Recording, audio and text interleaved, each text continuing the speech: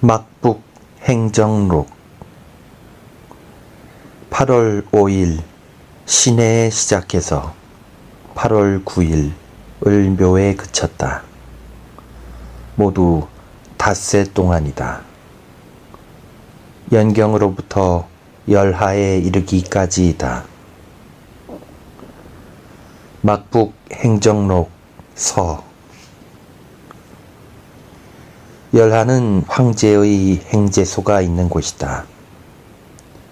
옹정 황제 때 승덕주를 두었는데 이제 걸륭 황제가 주를 승격시켜 부로 삼았으니 곧 연경의 동북 420리에 있고 만리장성에서는 200여리 이다.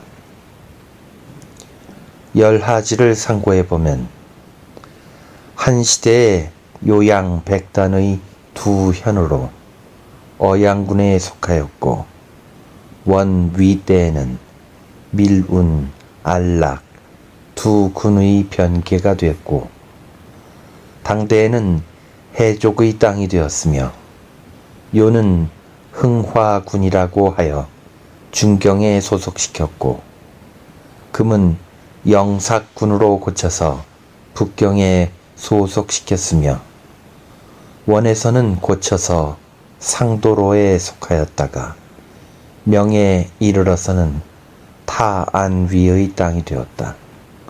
하니 곧 이때까지 열하의 연역이다. 이제 청이 천하를 통일하고는 비로소 열하라 이름하였으니 실로 장성 밖의 요해의 땅이었다. 강희 황제 때로부터 늘 여름이면 이곳에 거동하여 더위를 피하였다.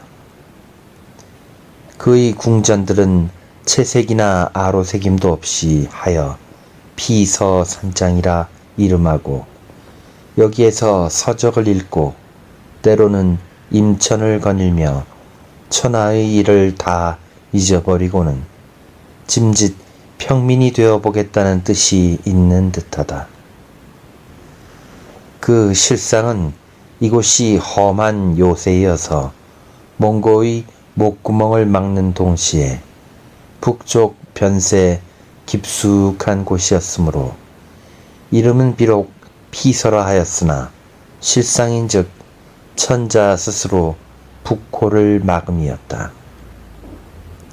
이는 마치 원대에 해마다 풀이 푸르면 수도를 떠났다가 풀이 마르면 남쪽으로 돌아옴과 같음이다. 대체로 천자가 북쪽 가까이 머물러 있어서 자주 순행하여 거동을 하면 북방의 모든 호족들이 함부로 남으로 내려와서 말을 놓아 먹이지 못할 것이므로 천자의 오고감을 늘 풀의 구름과 마름으로써 시기를 정하였으니 이 피서라는 이름도 역시 이를 이름이었다. 올봄에도 황제가 남방을 순행하였다가 바로 북쪽 열하로 온 것이다. 열하의 성지와 궁전은 해로 더하고 달로 늘어서 그 화려하고 튼튼하고 웅장함이 저 창춘원이라든가 서산원들보다도 지나치다. 뿐만 아니라 그 산수의 경치도 오히려 연경보다 나으므로 해마다 이곳에 와서 머물게 되었으며 애초에는 외적을 막기 위하였던 곳이 도리어 방탕한 놀이터로 발전되었다. 이제 우리나라 사신이 갑자기 열하로라는 명을 받아서 밤낮 없이 달려 닷새 만에야 겨우 다다랐으니 그 노정을 짐작하건대 400여리 뿐이 아닐 것이다. 열하에 와서 산동도사 혁성과 함께 이정의 원근을 논할제 그도 역시 열하에 처음 온 모양이다. 그의 말이 대개 구해에서 북경이 700여리이나 강희 황제 이후로 해마다 이곳에 비서하여 서광, 액부와 각부 대신들이 닷새마다 한 번씩 조회하게 마련되었는데 길에 빠른 여울, 사나운 큰 물, 높은 고개, 험한 언덕이 많아서 모두들 그 험하고도 먼 곳으로의 발섭을 꺼리므로 강희 황제가 일부러 참을 줄여 400여리를 만든 것이지 그 실은 700리나 됩니다. 그러나 모든 신하들이 늘 말을 달려와서 이를 품 안으로 막북을 문앞처럼 여기고 몸이 안장 위에 떠날 겨를이 없으니 이는 성군이 편안할 때 오히려 위태로움을 잊지 않으려는 뜻이랍니다. 하니 그의 말이 근사한 듯 싶다. 그리고 고 연무의 창평 산수기에 고 북구역으로부터 북으로 56리를 가서 청송이란 곳이 한참이고 또 50리를 가서 고성이라 하는 곳이 한참이며 또 60리를 가서 회령이란 곳이 한참이고 또 50리를 가서 난하라 하여 한참이다 하였으니 이제 나나를 건너서 열하까지 40리인즉 고 북구로부터 이곳에 이르기까지 모두 256리이다. 이를 보더라도 벌써 56리가 열하지에 기록된 것보다 많다. 구 외의 노정이 서로 이렇게 어긋나니 장성하니야 더욱 그러할 것을 짐작할 수 있겠다. 이제 이 걸음은 우리나라 사람으로서는 처음일 뿐더러 밤낮을 헤아리지 않고 달려와서 마치 소경이 걷는 것이나 꿈결에 지나치는 것 같아서 역참이며 돈대를 일행 중에 아무도 자세히 보지 못하였다. 그러나 이제 열하지를 상고하니 420리라 하였은즉 그를 좇을 수밖에 없다. 가을 8월 5일 신해일 계고 덥다. 아침 4시에 사은겸 진화정사를 따라 연경으로부터 열악길을 떠날 때 부사 서장관과 역관 3사람, 비장 4사람, 또 하인들 모두 74시고 말이 모두 55필이다. 그 나머지는 모두 서관에 머물러 있게 되었다.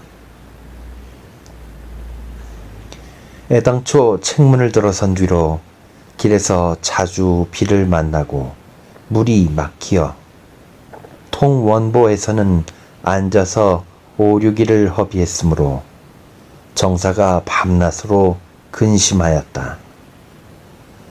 나는 때마침 그 건너편 구들에 묵었으므로 빗소리가 들리는 밤이면 곧 불을 밝히고 밤을 새웠다. 그리하여 휘장을 넘어 나에게 말로 천하일은 알 수 없는 것일세. 만일 우리 일행을 열하까지 오라고 하는 일이 있다면 날짜가 모자랄 것인즉 그때는 장차 어떻게 할 것이며 또 설사 열하로 가는 일이 없다 하더라도 마땅히 만수절은 되어가야 할 것인데 다시 심양과 요양의 사이에서 비에 막히는 일이 있다면 이야말로 속담에 밤새도록 가도 문에 닿지 못하였다라는 격이 아니겠는가 하고 걱정하였다. 그러다가 밝은 날 백방으로 물 건널 계책을 세울째 여러 사람들이 이를 말리면 그는 곧 나는 나라 일로 왔으니 물에 빠져 죽는 한이 있더라도 이는 내 직분이라 또한 어찌하리 한다.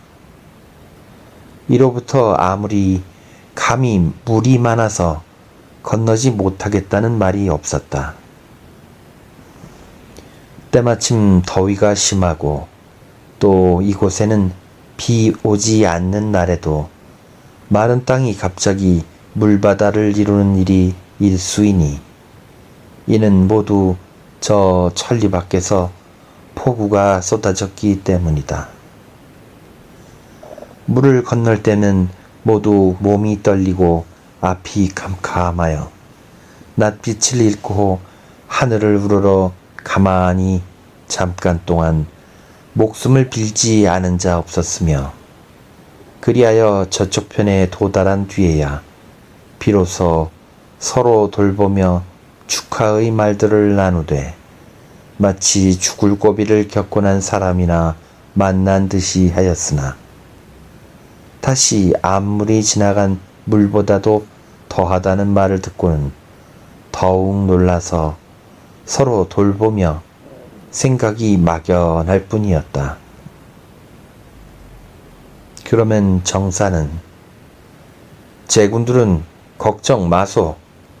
이 역시 왕령이 도우시리 하고는 불과 멸리도 못 가서 다시 물을 건너게 되고 어떤 때에는 하루에 8번이나 건너기도 하였다. 이리하여 쉴 참을 뛰어가며 쉴 새 없이 달렸으므로 말이 많이 더위에 쓰러지고 사람 역시 모두 더위를 먹어서 토하고 싸게 되면 문득 사신을 원망하되 열아갈 일이 만무할 텐데 이렇듯 한더위에 쉴 참을 뛰어가면 전례 없는 일이에요 하며 투덜거리고 혹은 나라 일이 아무리 중하다손 정사께선 늙고 또 쇠약하신 분이 이렇게 몸을 가벼이 하시다가 만일 덧나시기나 하면 도리어 이를 그르치는 거요 하고 또는 지나치게 서두르면 도리어 더딘 법이라오 하고 또는 앞서 장기군이 진양사로 왔을 때 책문 밖에서 물이 막혀 침상을 쪼개어서 밥 지으며 11회를 먹었어도 쉴참을 뛰어가는 일은 없었다오 하고 옛 일까지 끌어대곤 하였다. 그리하여 8월 초하루날 연경에 닿아서 사신은 곧 예부에 가서 표문과 자문을 바치고 서관에서 나흘을 묵었으나 별다른 지시가 없으므로 그제야 모두들 과연 아무런 염려는 없나 보다. 사신이 매양 우리 말을 고지 안 들으시더니 글쎄 그런 것을 아무튼 이리야 우리들이 잘 알지. 참대로 왔어도 14흔날 만수절에야 넉넉히 되어 올 것을 하며 빈정거리었다. 그리하여 더욱 열하는 염에도 두지 않았으며 사신도 차츰 열하로 갈 걱정을 놓기 시작하였다. 초 나흔날 나는 구경 나갔다가 저녁 때 취하여 돌아와서 이내 곤히 잠들어서 밤중에야 잠깐 깨었다.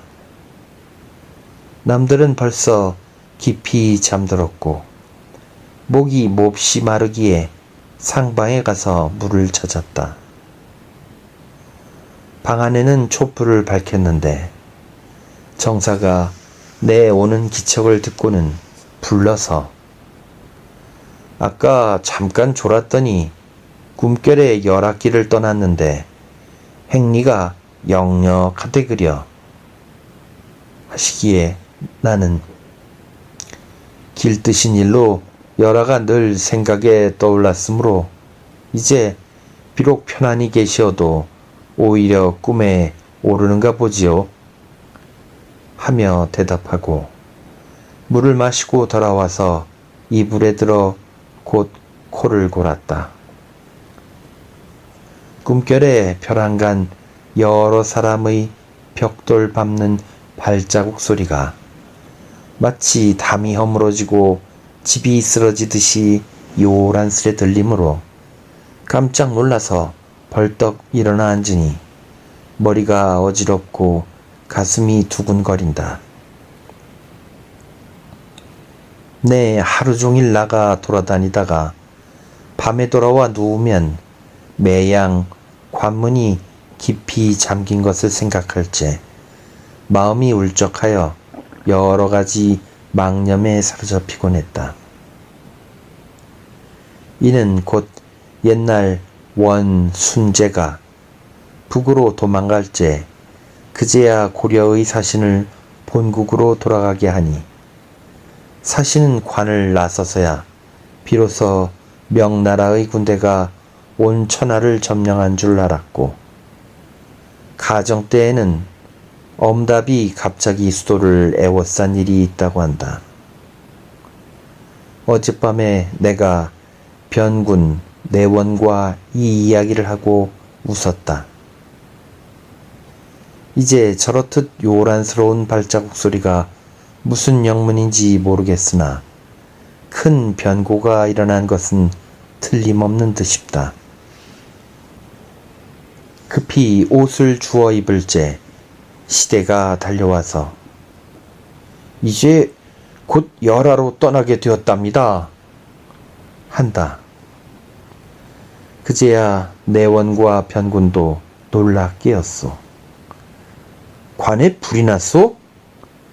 하기에 나는 짐짓 장난으로 황제가 열하에 거동하여 연경이 비어서 몽고 기병 10만 명이 쳐들어왔다오 했더니 변군들이 놀라서 아이쿠 한다. 내가 곧 바삐 상방으로 간즉 온 관이 물끄듯 한다.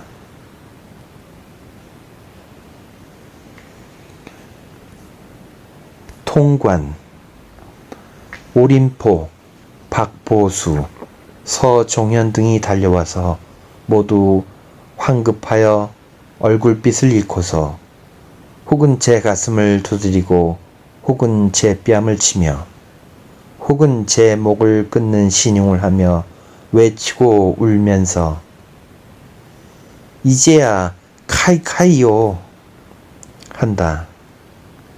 카이카이는 목이 달아난다는 말이었다. 또 펄펄 뛰며 아까운 목숨 달아난다 한다. 아무도 그 까닭을 묻지 못하니 그 하는 짓거리는 몹시 흉측하고 왈패스러웠다. 이는 대체로 황제가 날로 조선사신을 기다리다가 급기야 주문을 받아보고는 예부가 조선사신을 행제소로 보낼 것인가 또는 아니 보낼 것인가를 품하지 않고서 다만 표문만 올렸음을 노하여 감봉처분을 내렸으므로 상서 이하 연경에 있는 예부의 관원들이 황송하여 어쩔 줄을 모르고 다만 얼른 짐을 꾸리고 인원을 줄이어서 빨리 떠나도록 독촉할 따름이었다. 이에 부사와 서장관이 모두 상방에 모여서 데리고 갈 비장을 뽑는데 정사는 주주부 명신, 부사는 정진사 창후, 이낭청 석위를 지명하고 서장관은 조낭청, 시학을 데리고 수역 홍첨주, 명복과, 조판사 달동, 윤판사 갑종이 수행하기로 하였다. 나는 함께 가고 싶은 마음은 간절하나 첫째 먼 길을 겨우 쫓아와서 안장을 끌은 지 얼마 되지 않아서 피곤이 가시지 않은 데다가 다시 먼 길을 떠남은 실로 견딜 수 없는 노릇이요. 둘째는 만일 열하에서 바로 본국으로 돌아가게 된다면 환경 구경이 낭패가 되는 것이다. 전례에 황제가 우리나라 사행을 각별히 생각하여 빨리 돌아가도록 분부한 특별 은전이 있었으니 이번에도 10중 8구는 바로 돌려보낼 염려가 없지 않다 하고 내가 주저하던 차에 정사가 나더러 자네가 만리 연경을 멀다 않고 온 것은 널리 구경하고자 함이거늘 이제 열하는 앞서 온 사람들의 보지 못한 곳일 뿐더러 돌아간 뒤에 열하가 어떻더냐고 묻는 이가 있다면 무엇로 대답할 것인고. 그리고 연경은 온 사람치고는 다 본 바이지만 이번 길이야말로 좀처럼 없기 어려운 기회이니 꼭 가야만 할 것이 아닌가 하기에 나는 드디어 가기로 정하였다.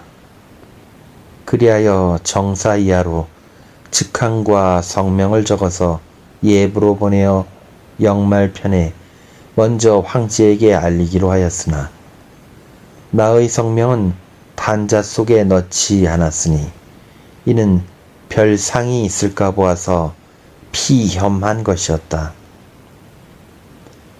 그제야 인말을 점고할 때 사람은 발이 모두 부르트고 말은 여위고 병들어서 실로 되어갈 것 같지 아니하다. 이에 일행이 모두 마두를 없애고 견마잡이만 데리고 가기로 하여 나도 하는 수 없이 장복을 떨어뜨리고 창대만 데리고 가기로 했다. 변군과 노참봉 2점, 정진사 각, 걸량판사 조학동 등은 관문 밖에서 손잡고 서로 작별할 때 여러 역관들도 다투어 와서 손을 잡으며 무사히 다녀오기를 빌었다. 남아있고 떠나고 하는 이 마당에 잠옷 처연함을 금치 못하였으니 이는 함께 외국에 와서 또다시 외국에서 헤어지게 되는 만큼 인정이 어찌 그렇지 않으리요. 마부들이 다투어 빈과와 배를 사서 드림으로 각기 한 개씩을 받았다. 그들은 모두 첨운패루 앞까지 이르러서 말머리에서 절하고 작별할 때 각기 귀중하신 몸 조심하십시오 하고는 눈물을 짓지 않는 이가 없었다. 지 안문에 드니 지붕은 누런 유리기와를 이었고 문 안 좌우에는 시전이 번화 장려하여 이른바 수레바퀴가 서로 부딪히고 사람 어깨가 서로 스치고 땀은 비 같으며 소매는 천막을 이루었다 라는 말이 곧 이를 이름이었다. 문을 나서서 다시 꼬부라져 북으로 자금성을 끼고 돌아 7, 8리를 갔다. 자금성은 높이가 2길이며 밑바닥을 돌로 깔고 벽돌로 쌓아 올리고 누런 기와를 이고 주홍빛 석회를 칠했는데 벽은 마치 대패로 민 듯하고 그 윤기가 외칠한 것 같았다.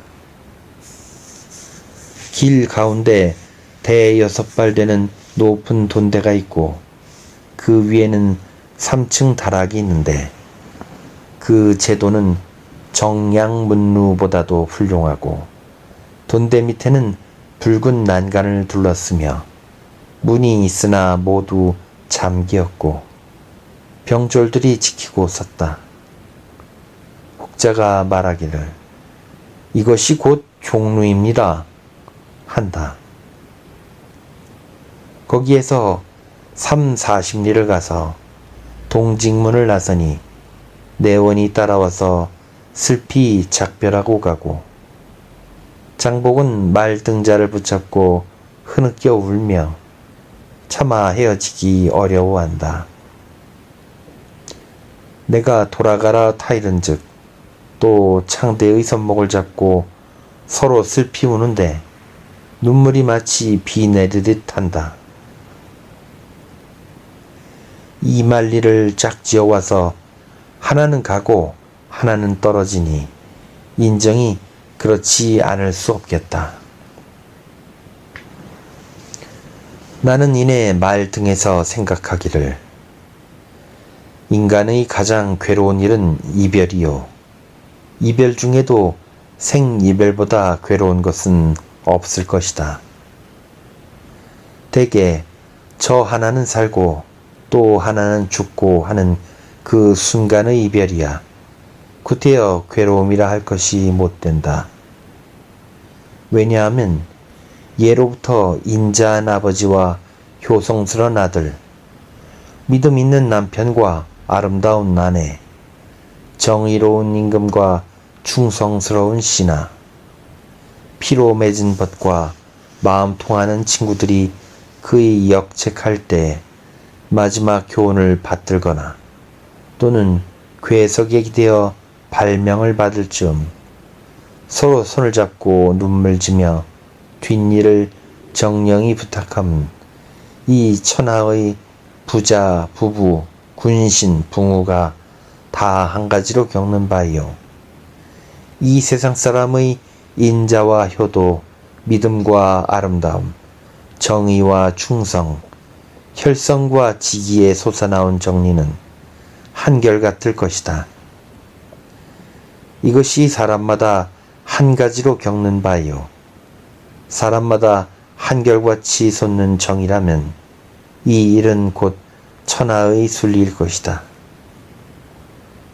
그 순리를 행함에 있어서는 3년 동안을 아버지의 도를 고치지 말라 하였고 또는 구원에서 다시 살려 일으켰으면 함에 불과했고 살아남은 자의 괴로움을 논한다면 부모를 따라서 죽으려느니 아들을 여의고 눈을 머니 분을 두드리며 노래 부르느니 검은고 시위를 끄느니 숯을 머금고 벙어리 되니 슬피 울어 성을 무너뜨린 이들도 있거니와 나란 일을 위하여 몸이 망가져 죽은 뒤에야 만이 또 없지 않으나 모두 죽은 이에겐 아무런 관계가 없을 것인즉 역시 그들에게 괴로움이 없을 것이다.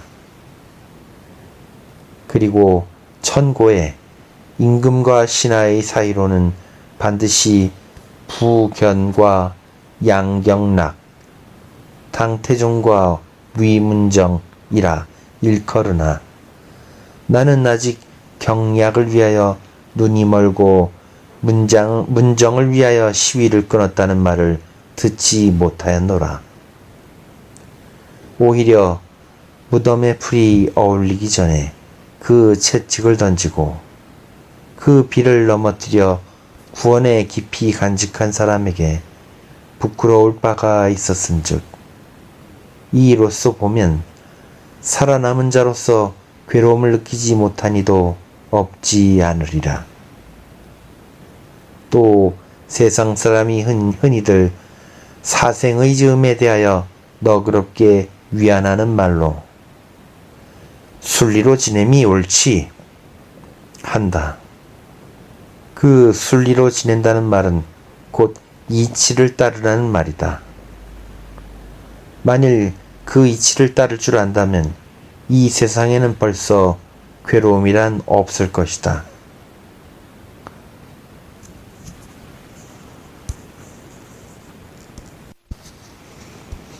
그러므로 나는 하나는 살고 또 하나는 죽고 하는 그 순간의 이별이야.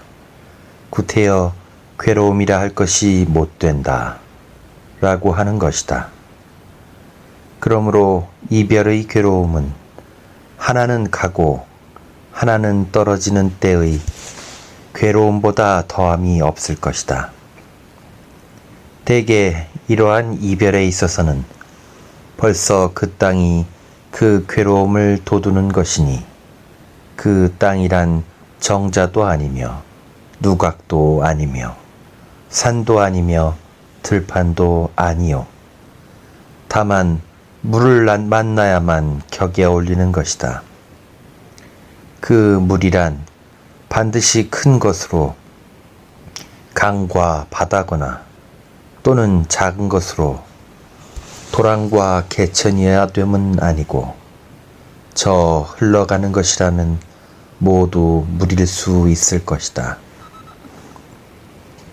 그러므로 천고에 이별하는 자 무한히 많건만은 유독 저 하량을 일컫는 것은 무슨 까닭일까?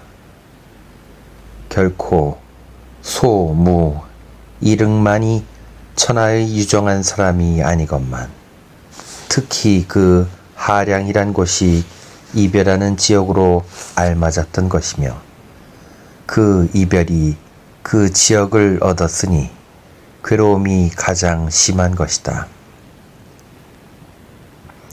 저 하량은 내가 아노니 아마 얕지도 않고 깊지도 않으며 잔잔하지도 않고 거세지도 않은 그 물결이 돌을 이끌어 안고 흐느껴 우는 듯하며 바람도 불지 않는, 비도 내리지 않는, 음산하지도 않는, 볕도 쪼이지 않는 그 햇볕이 땅을 감돌아 어슴풀에 해미 끼고 다리 위에 다리는 오랜 세월에 곧장 허물어지려 하고 물가의 나무는 늙어서 가지없이 고목이 되려 하고 물 언덕 모래톱은 앉았다 섰다 할 수 있고 물속에는 물새가 있어 떴다 잠겼다 논일며 이 가운데 사람은 넷도 아니요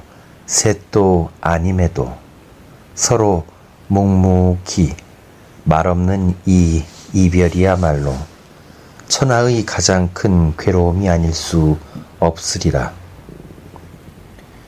그러므로 별부에 이르기를 말없이 마음 아픔 이별에서 더할 손가 하였으니 어찌 그 표현이 이렇게 멋이 없을까? 천하의 어떤 이별치고 누가 말없지 않은 이 있으며 마음 아프지 않은 이가 있으리요.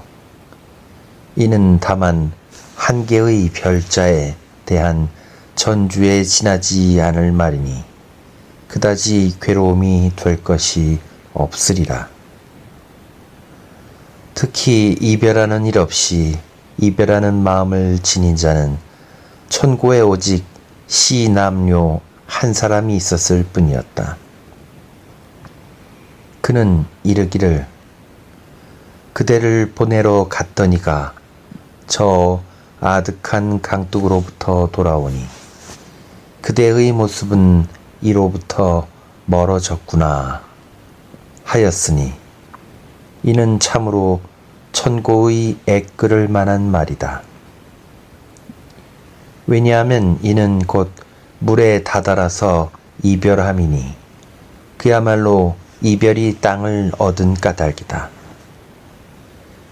옛날 유우석이 상수가에서 유종원과 헤어졌다가 그 뒤 5년 만에 우석이 옛길로부터 계령을 나와 다시 앞서 이별하던 곳에 이르러 시를 읊어서 유를 슬퍼하기를 내 말은 구슬피 숲 가린 채 울건만은 임 싣고 감돈 배는 산 너머 아득하구나 하였으니 천고의 귀양사리꾼이 무한히 많건만은 이것이 가장 괴롭게 여겨짐은 오로지 물가에서 이별한 까닭이리라.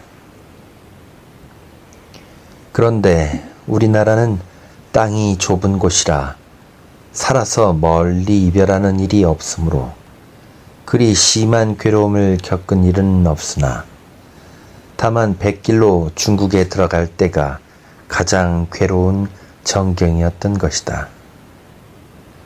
그러므로 우리나라 대악부 중에 이른바 배따라기 곡이 있으니 우리 시골 말로는 배가 떠나간다는 것이다. 그 곡조가 몹시 구슬퍼서 애끓는 듯하다. 자리 위에 그림배를 놓고 동기 한 쌍을 뽑아서 소교로 꾸미되 붉은 옷을 입히고 주립 폐영에 호수와 배구전을 꽂고 왼손엔 활시위를 잡고 오른손엔 채찍을 쥐고 먼저 굴례를 마치고는 첫 곡조를 부르면 뜰 가운데에서 북과 나팔이 울리고 배 좌우의 여러 기생들이 채색 비단의 수놓은 치마들을 입은 채 일제히 어부사를 부르며 음악이 반주되고 이어서 둘째 곡조, 셋째 곡조를 부르되 처음 격식과 같이 한 뒤에 또 동기가 소교로 꾸며 배 위에 서서 배 떠나는 포를 놓으라고 창한다. 이내 닻을 거두고 돛을 올리는데 여러 기생들이 일제히 축복의 노래를 부른다. 그 노래에 닷들자 배 떠난다. 이제 가면 언제 오리?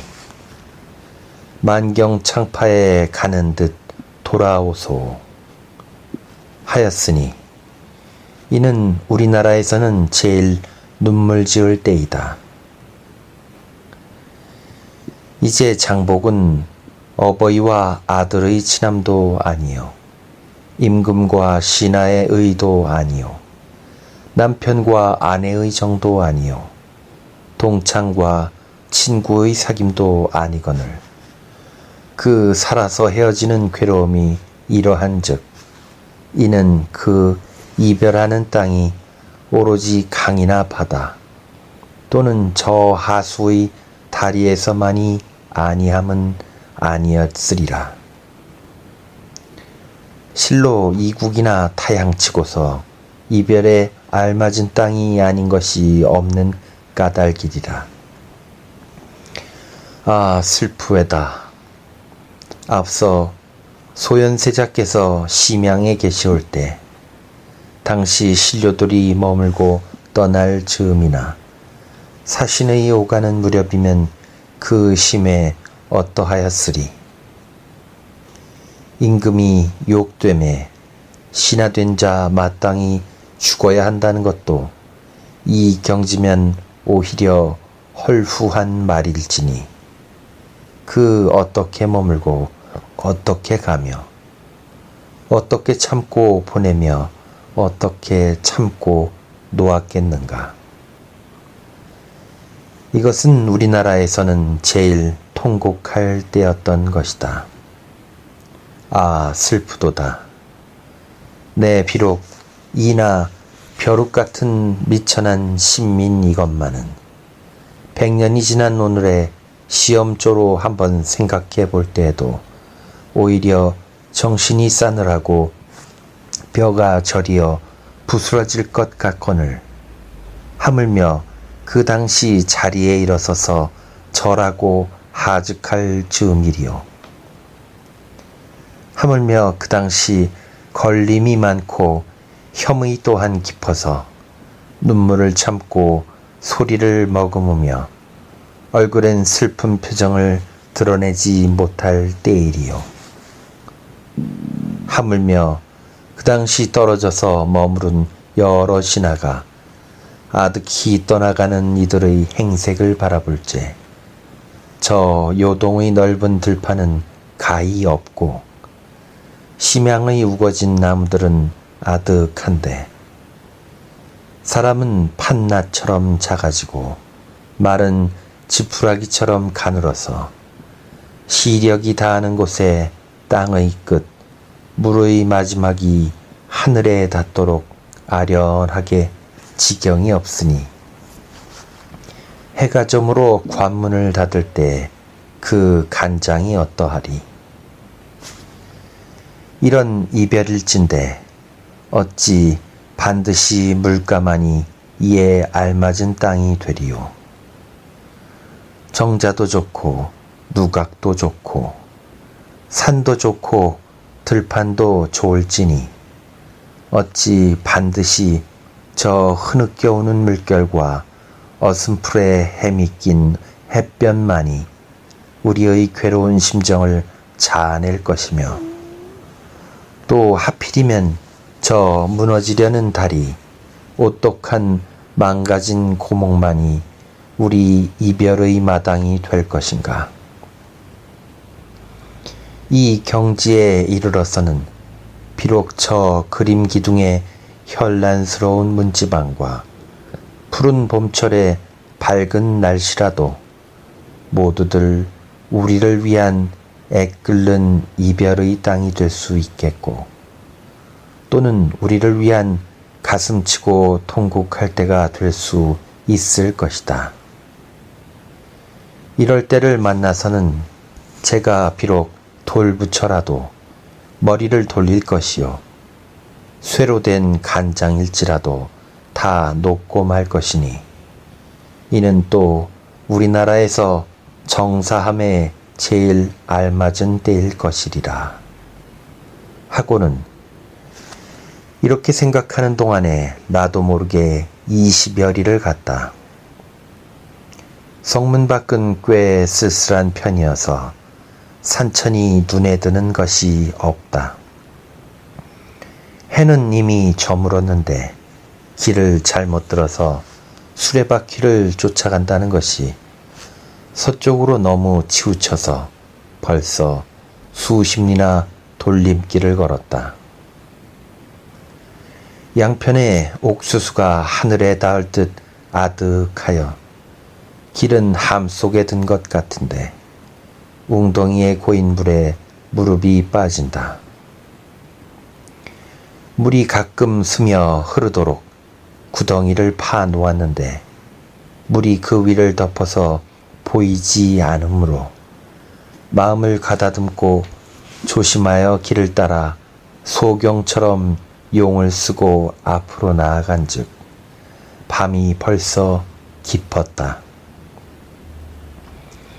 손가장에서 저녁을 먹고 머물다. 동직문은 그 지름길인데도 불구하고 오히려 수십리 돌림길을 걸었다.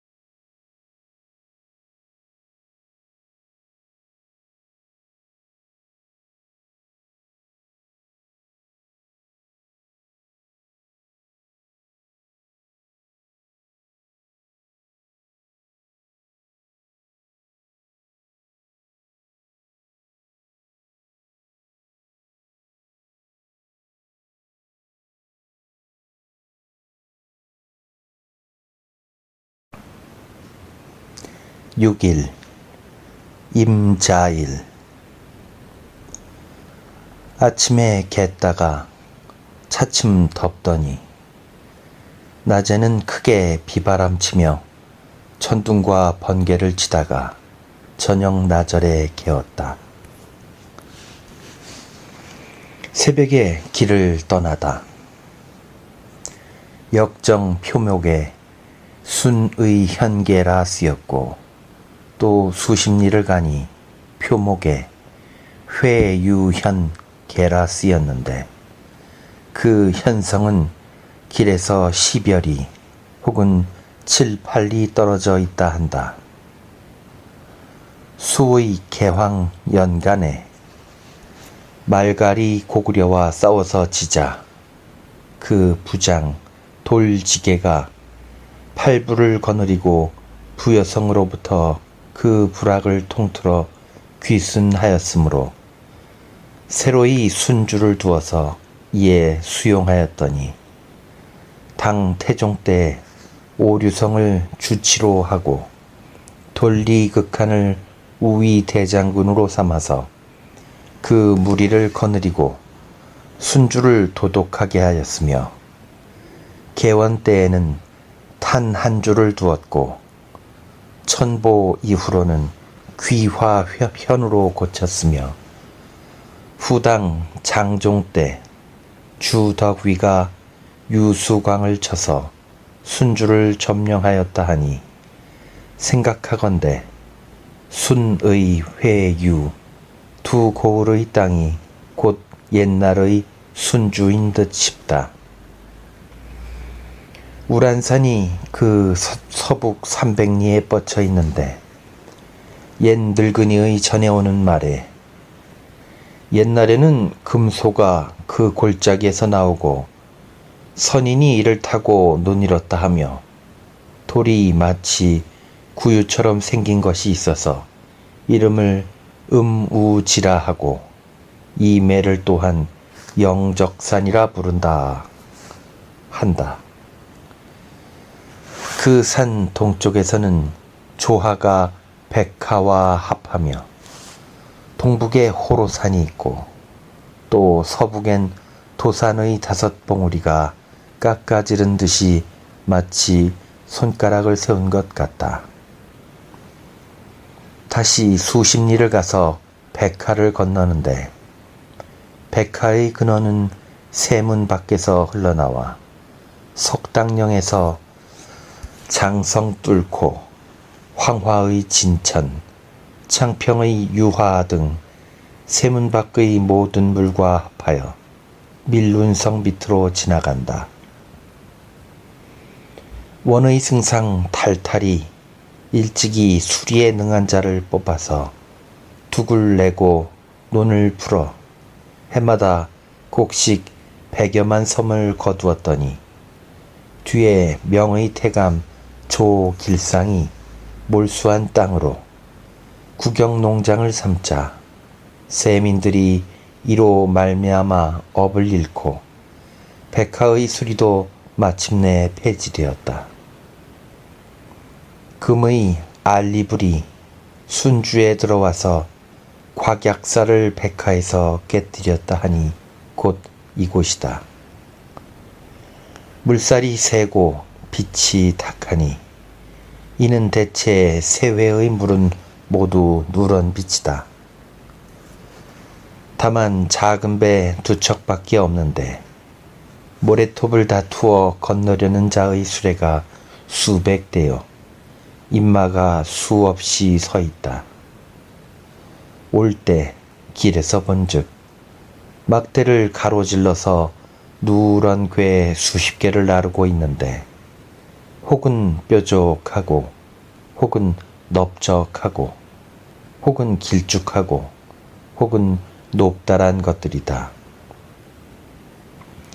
여기에는 모두 옥그릇을 실었는데 회자국에서 조공바치는 것이었으며 북경에서 짐꾼을 세내어서 나르고 회자 너덧 사람이 인을 거느리고 가는 판이다.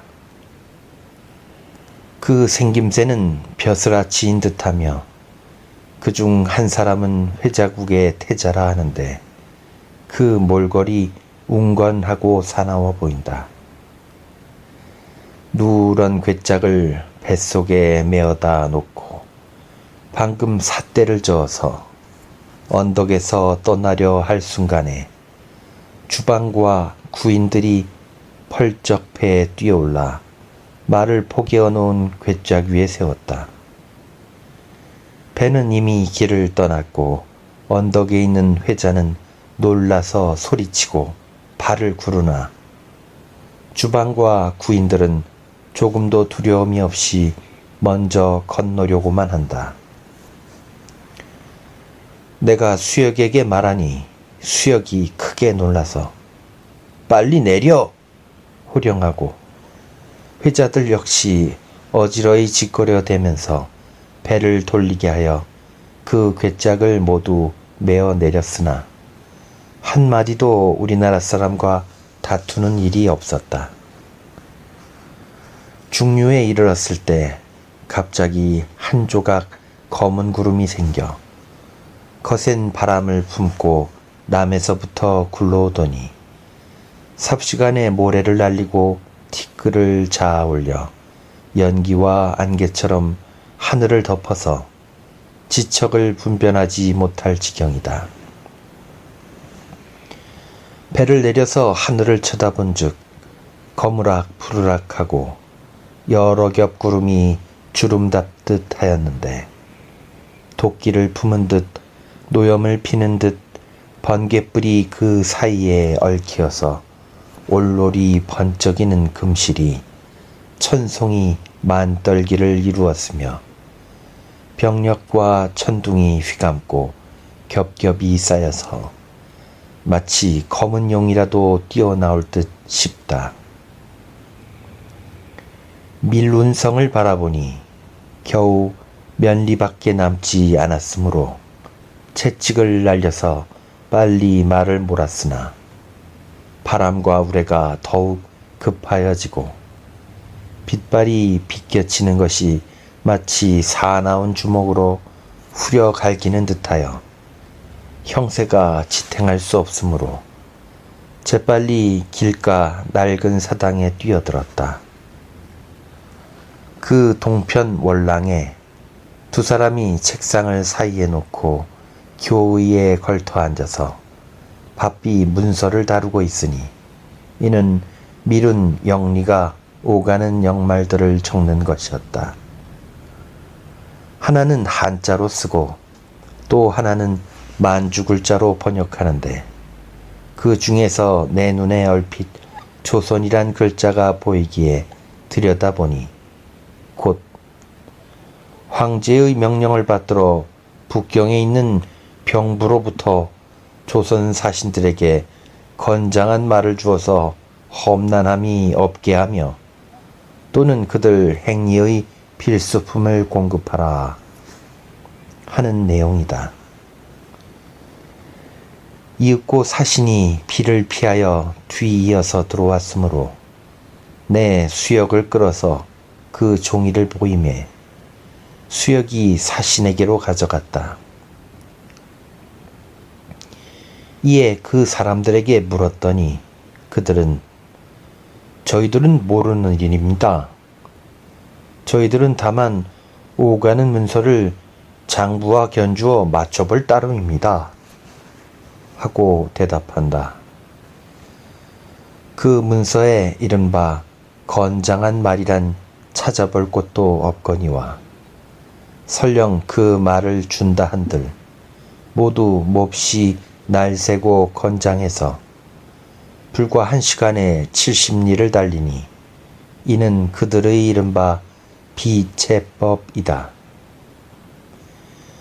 길에서 영말의 달리는 것을 보니 앞에서 선창하기를 노래하듯 하면 뒤에서 응하기를 마치 범을 쫓는 듯이 하는데 그 소리가 산골과 벼랑을 울리면 말이 일시에 굽을 떼어 바위, 시내, 숲, 덩굴을 가리지 않고 훌훌 날뛰며 달리는데 그 소리가 마치 북치는 듯 소낙비가 퍼붓는 듯하다. 우리나라에서는 마치 쥐처럼 잔약한 과하마 따위를 견마잡히고 부축하여서도 오히려 떨어질까 두려워하는데, 하물며 이렇게 날뛰는 영말이야 누가 능히 탈 수 있겠는가? 만일 황제의 명령으로 억지로 이를 타게 한다 해도 도리어 걱정거리일 것이다.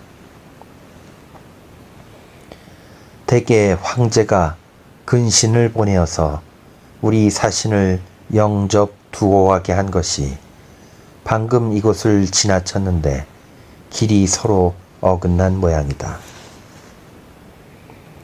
비가 좀 멎기에 곧 길을 떠났다.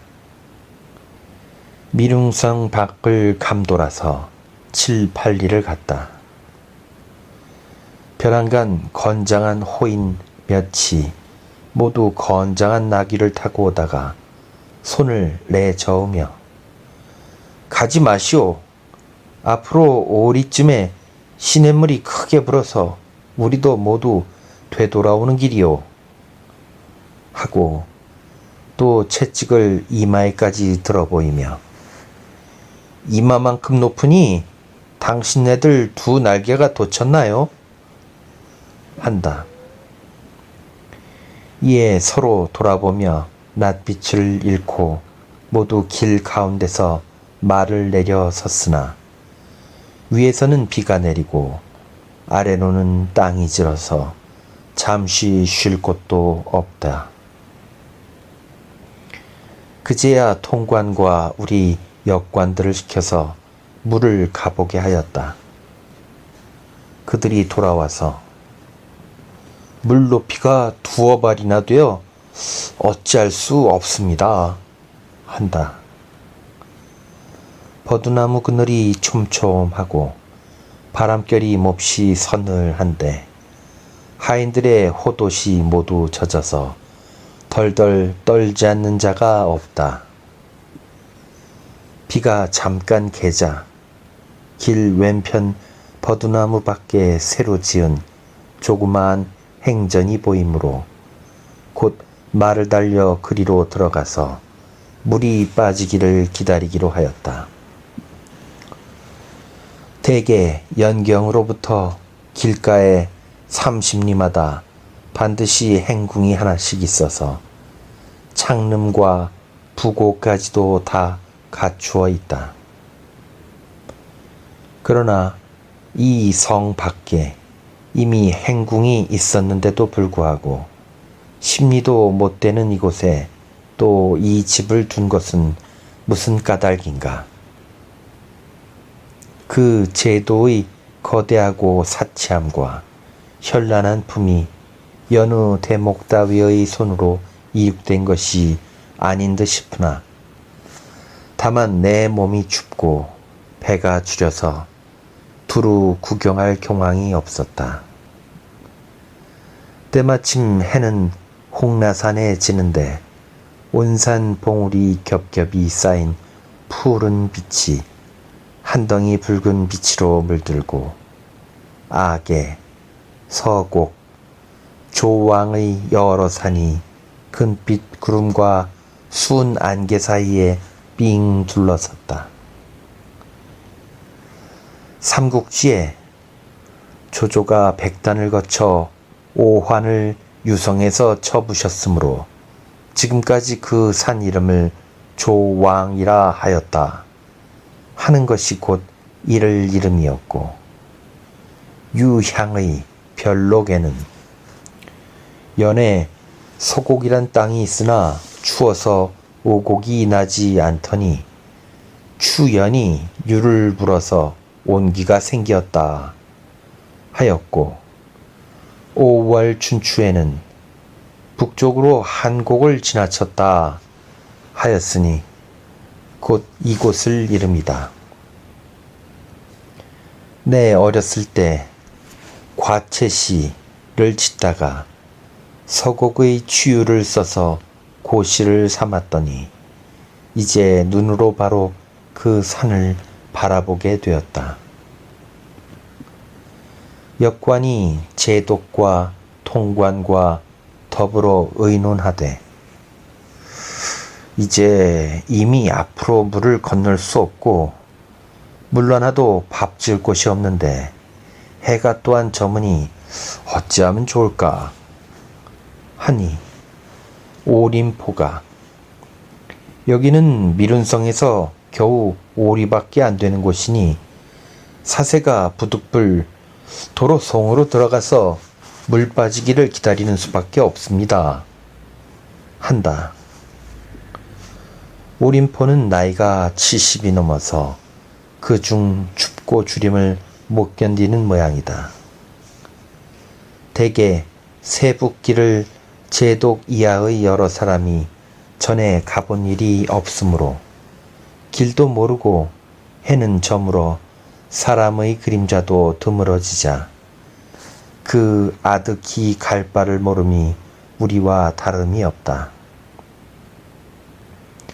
내 먼저 미룬성에 이르렀는데 길가의 물이 벌써 말배에 닿았다. 성문에서 말을 세우고 일행을 기다려서 함께 들어가니 뜻밖의 쌍등, 쌍촛불을 들고 와서 맞이하는 이가 있고 또 기병 10여 명이 앞에 와서 환영하는 듯이 보이었다. 이는 곧 미룬 지현이 몸소 와서 맞이합니다. 통관이 먼저 가서 주선한 것이 불과 몇 마디 말이 끝나기 전인데 이처럼 그 거행이 재빠르다. 중국의 법이 비록 왕자나 공주의 행차라도 민가에 머무르지 못하므로 그 사관은 반드시 전방이 아니면 사당이다. 이제 이 고을에서 우리 일행의 숙소로 정해진 곳은 관묘인데 지현은 문까지 와서 곧 돌아가고 관묘인즉 인마를 드릴 수는 있으나 사신이 거접할 곳은 없었다.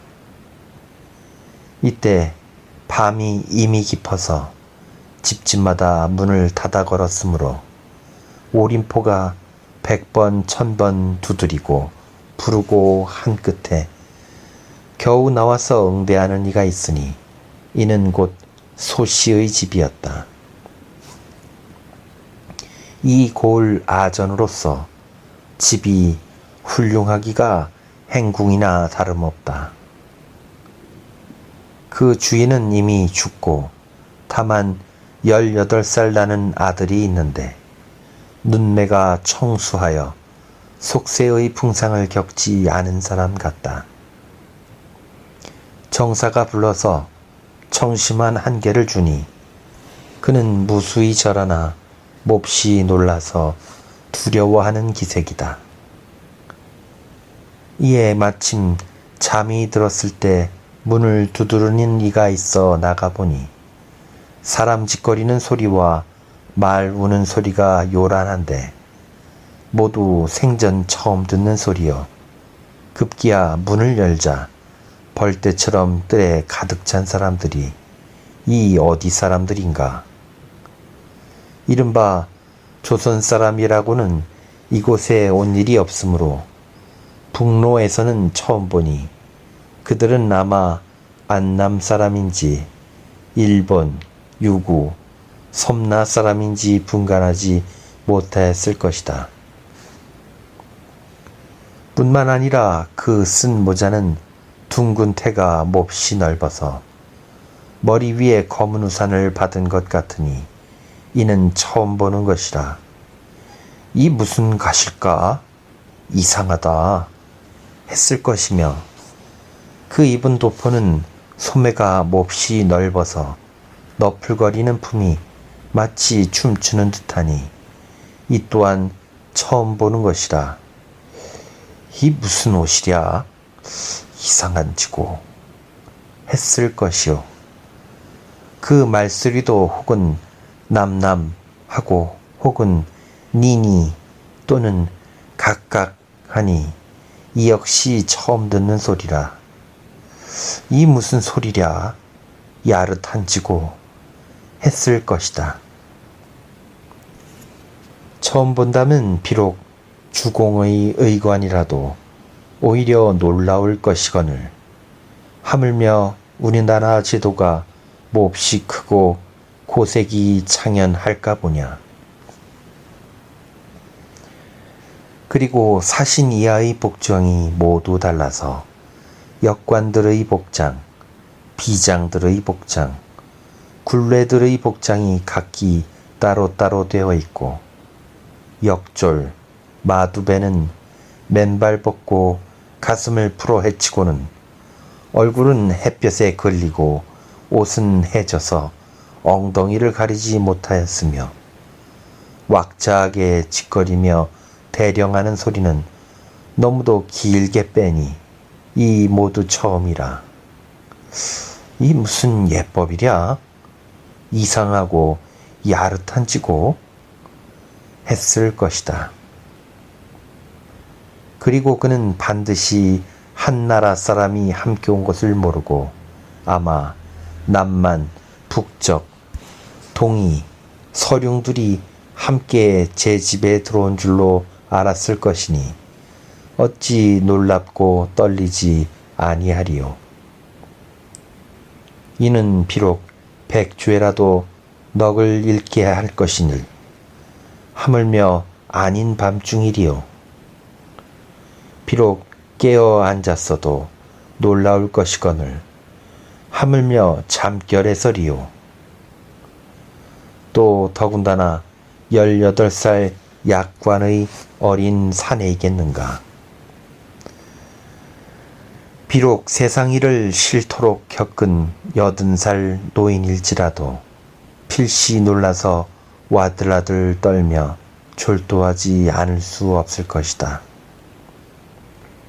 역관이 와서 미룬 지연이 밥 한 동이와 채소, 과실 5쟁반, 돼지, 양, 거위, 오리거리, 오리고기 5쟁반, 차, 술 5병을 보내왔고 또 뗄나무와 말먹이도 보내왔습니다.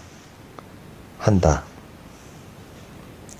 정사는 그래, 뗄나무나 말먹이는 받지 않을 이유가 없겠지만은 밥과 고기들은 주방이 있으니 남에게 폐를 끼칠 게 있겠어. 받든지 안 받든지 간에 부사님과 서장관 나리께 여쭈어 결정짓는 게 옳을 거야. 하였다. 수역은 이곳을 들어오면 동팔참으로부터 을에 공개가 있는 법이랍니다. 다만 이렇게 익힌 음식을 제공하지 않았을 뿐이에요. 이제 이곳에 도로 오게 된 것은 비록 뜻밖의 일이었습니다마는 그러나 저들이 지주의 체면으로서 이를 제공하였은즉 무슨 이유로 그를 물리칠 수 있사오리까 한다. 이러한 차에 부사와 서장관이 들어와서 이건 황제의 명령도 없은즉 어찌 받을 수 있겠어요. 마땅히 돌려보냄이 옳겠습니다. 한다. 정사도 그렇겠소 하고는 곧 명령을 내려 그를 받기 어려운 뜻을 밝히게 하였다. 이제 연남은 인부들이 끽소리도 없이 다시 지고 가버렸다. 서장관이 또 하인들에게 만일 한 줌의 떨나무나 말먹이를 받는다면 반드시 무거운 매를 내릴 거야 하고 엄격히 단속하였다. 얼마 아니 되어서 조달동이 와서 군기 대신 복차산이 당도하였답니다 하고 여쭙는다. 대개 황제가 특히 군기 대신을 파견하여 사신을 맡게 한 것이었다. 그리하여 그가 바른 길로 덕승문에 들어가자 우리의 일행은 벌써 동편 바른문을 통과하였으므로 서로 어긋나게 된 것이다. 복차사는 밤낮을 헤아리지 않고 뒤를 쫓아온 것이다. 그는 황제께서 사신을 고대하고 계시오니 반드시 초아을의 날 아침 일찍 열화에 도달하여 주시오 하며 두세 번 거듭 부탁하고 가버린다. 군기란 마치 한의 시중과 같아서 늘 황제 앞에 모시고 앉았다가 황제가 군기에게 명령을 내리면 군기가 하나하나를 의정 대신에게 전달하곤 한다. 그가 비록 계급은 낮으나 황제에게 가까운 직책을 맡았으므로 대신이라 일컬었다. 복차산의 나이는 26쯤 되는데 키는 거의 한길쯤이고 허리가 날씬하고 눈매가 가늘어서 매우 풍치가 있어 보였다. 그는 말이 끝난 뒤에 화고 하나를 먹고는 곧 말을 달리며 떠나버렸다. 그리고 벽돌이 깔린 대청이 넓고도 통창하였으며 탁자 위의 모든 물건은 위치가 정돈되었다. 하얀 유리그릇에 불수감 3개를 담았는데 맑은 향내가 코를 찌른다. 10여 개의 교인은 모두 무늬 있는 나무로 꾸몄으며 서편 바람벽 밑에는 등자리와 꽃방석, 양톨보려 등이 깔려 있고 구들 위에는 붉은 털방석을 깔아수되 길이나 넓이가 알맞게 되어 있고 침대 위에 깔린 자리는 말총으로 쌍용을 수놓았으되 오색이 찬란하였다. 두 하인이 그 위에 누워있음을 보고 시대를 시켜 깨웠으나 곧 일어나지 않자 시대가 크게 호통하여 쫓아버렸다. 나는 이때 하도 피로하기에 잠깐 그 위에 누웠더니 벼랑간 온몸이 가려워 견디기 어렵기에 한번 긁자 굶주린 이들이 더덕더덕 하였다. 곧 일어나 옷을 털고 나서 밥이 이미 익었느냐 하고 물었다. 시대는 애초부터 밥을 지은 일이 없답니다 하면서 빙그레 웃는다. 대체로 이때는 밤이 곧 닭울녘이어서 한 그릇 물이나 한 움큼 뗄나무도 사올 곳이 없으니 비록 저 사자 어금니같이 흰 쌀과 높게 쌓인 은이 있다 하더라도 밥을 익힐 길은 없었다. 그리고 부사의 주방은 낮에 벌써 비 내리기 전에 시내를 건넜으므로 영돌이 부사와 서장관의 주방을 겸하였으나 밥을 지을 기약은 아득하였다. 하인들이 모두 춥고 굶주려서 혼수 상태에 빠졌다. 나는 그들을 채찍으로 갈겨 깨웠으나 일어났다가 곧 쓰러지곤 한다. 하는 수 없어서 몸소 주방에 들어가 살펴본즉 영돌이 홀로 앉아서 공중을 쳐다보면서 긴 한숨을 뽐는다. 남은 사람들은 모두 종아리에 고삐를 맨 채 뻗고 누워 코를 곤다. 마침 간신히 수숫대 한 움큼을 얻어서 밥을 지으려 했으나 한 가마솥의 쌀에 반 통도 못 되는 물을 부었으니 결코 끓을 리 없거니와 도리어 가소로운 일일 뿐이다.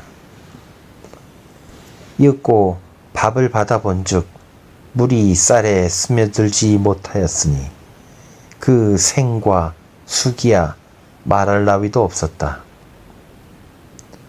그리하여 한 숟갈을 들지 못한 채 정사와 함께 술 한 잔씩을 마시고 곧 길을 떠났다. 이때 닭은 서너 회를 쳤다. 창대가 어제 백화를 건너다 말굽에 밟혀서 발굽철이 깊이 들어 쓰리고 아픔을 이기지 못하여 신음하고 있으나 그의 대신으로 견마 잡을 자도 없어서 일이 극히 낭패스러웠다.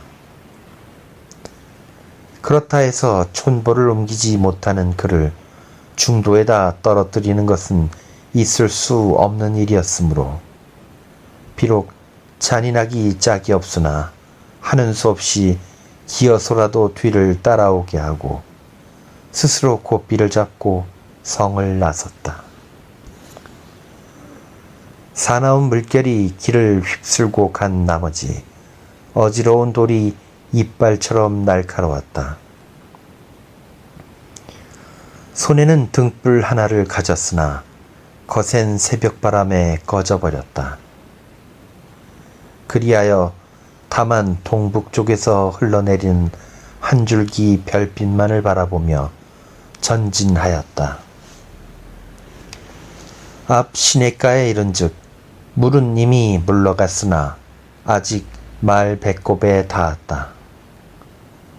창대는 몹시 춥고 줄인데다 발병이 나고 졸음을 견디지 못하는 채 또 차가운 물을 건너게 되어 그저 걱정되기 짝이 없었다.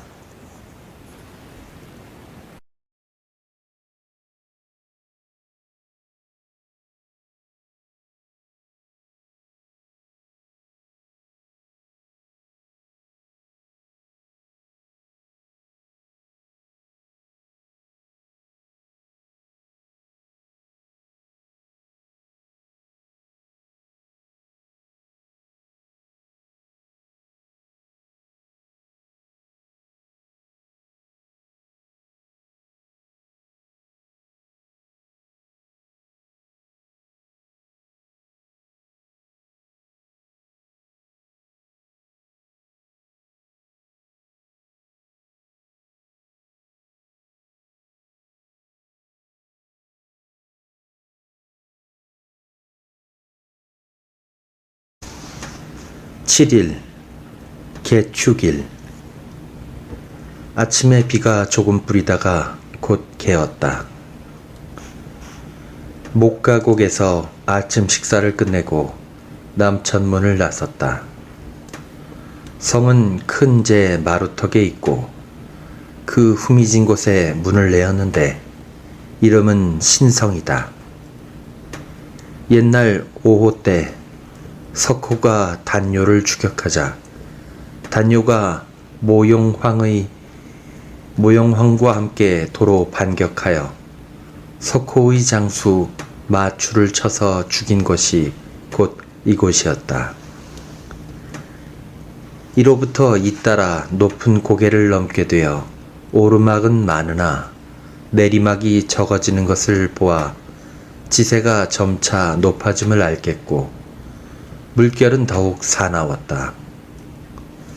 창대가 이곳에 이르자 통증을 견디지 못하여 부사의 가마에 매달려 울면서 하소연하고 또 서장관에게도 호소하였다 한다. 이때에 나는 먼저 고북하에 이르렀으므로 부사와 서장관이 이르러 창대의 딱하고 민망스러운 꼴을 얘기하면서 나에게 달리 구처할 좋은 꾀를 생각해 보기를 권하였으나 실은 어떻게 할 수 없었다. 이윽고 창대가 엉금엉금 기다시피 따라왔다. 이는 중로에서 말을 얻어 타고 온 모양이다. 곧 돈 200립과 청심한 5알을 주어서 나귀를 세내어 뒤를 따르게 하였다. 드디어 냇물을 건넜다. 이 물의 또 하나의 이름은 광형하였으니 이곳이 곧 백하의 상류였다. 물새가 변방에 이를수록 더욱 사나우므로 건너기를 다투는 거마들이 모두 웅기중기 서서 배오기를 기다린다. 제독과 예부낭중이 손수 채찍을 휘두르면서 이미 배에 오른 사람들까지도 몰아쳐 내리게 하고는 우리 일행을 먼저 건너주게 하였다. 저녁나절에 석갑성 밖에서 밥을 지었다. 이 성의 서쪽에 갑처럼 생긴 돌이 있다 하여 역 이름까지도 석갑이라 하였다 한다. 그리고 옛날 유수광이 도망왔다가 사로잡힌 데가 곧 이곳이었다. 식사가 끝나자 곧 떠났다. 날은 이미 어두워지기 시작하였다. 산길은 심한 굴곡이 거듭되었다. 왕기공이 일찍이 거란에 올린 서한 중에 금구전에 이르러 산을 감돌아 들어오르고 또 오르되 이표나 척후도 없으므로 말리 달리는 시간을 따져서 대체로 90리쯤 가서 고북관에 이르렀습니다. 라고 하였었는데 이제 벌써 금구전은 어디인지를 알 길이 없을 뿐더러 세북의 노정이 멀고 가까운 것에 대하여는 옛사람도 역시 아리송한 모양이다. 때마침 대추가 반쯤 익었는데 마을마다 대추나무로 울타리가 이룩되었으며 혹은 대추나무 밭이 보여 마치 우리나라의 청산, 보온과 같았고 대추는 모두 한 줌이 넘을 만큼 컸다. 그리고 밤 역시 숲을 이루었으나 밤톨이 극히 자잘하여 겨우 우리나라 상주의 것과 비슷하였다. 옛날 소진이 연문공을 유세하던 말 중에 연의 북쪽의 밤과 대추의 생산지가 있는데 천부라 이른답니다 하였으니 아마 이는 고북구를 두고 이른 듯 싶다. 마을 거리를 지날 때마다 남녀 구경꾼이 몰려들었다. 나이 조금 지긋한 여인치고 혹이 목에 달리지 않은 자 없는데 큰 것은 거의 뒤웅박처럼 되었고 덜어는 서너시 주렁주렁 달린 이가 없지 않아서 대개 열에 7, 8은 모두 그러하였고 젊은 계집애들과 얼굴 고운 여인은 흰 분을 발랐으나 목에 달린 뒤웅박처럼 생긴 혹을 가릴 수는 없었다.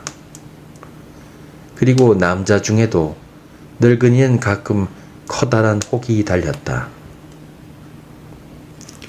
옛 말에 진에 살고 있는 사람은 이가 누렇고 험한 곳에 살고 있는 사람은 목에 혹이 달린다 하였고 또 안읍은 진의 땅으로 대추가 잘 되므로 그들은 단 것을 많이 먹어서 이가 모두 누렇다 하였으나 이제 이곳에는 대추나무 밭이 이룩되었으나 여인들의 하얀 이가 마치 박씨를 쪼개 세운 듯하니 이는 잘 알 수 없는 일이다.